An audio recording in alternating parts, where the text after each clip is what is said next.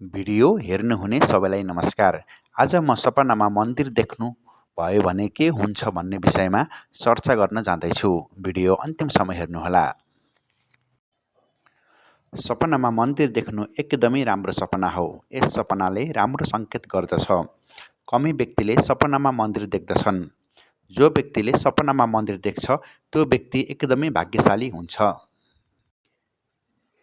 यदि सपनामा देवी देवताको पूजापाठ गरेको देख्नुभयो भने तपाईँलाई भगवानको कृपा भएको सङ्केत गर्दछ। यदि तपाईँले सपनामा घन्टी बजाएको देख्नुभयो भने तपाईँले सोचेको कामहरू पुरा हुने सङ्केत गर्दछ। यदि सपनामा मन्दिर नजिकै गरिब दुखीलाई दान गरेको देख्नुभयो भने अब तपाईँको दुःख अनि कष्ट नष्ट हुने सङ्केत गर्दछ। यदि सपनामा पुजारीको हातबाट टीका लगाएको देख्नुभयो भने तपाईँको भाग्य चम्किने अथवा भगवानको आशीर्वाद सधैँ रहिरहने सङ्केत गर्दछ। भिडियो अन्तिमसम्म हेर्नुभएकोमा तपाईँहरूलाई धेरै धेरै धन्यवाद। हाम्रो यस कार्यक्रम कस्तो लागिरहेको छ, जस्तो लागिरहेको छ त्यस्तै सल्लाह सुझाव दिनुहोला।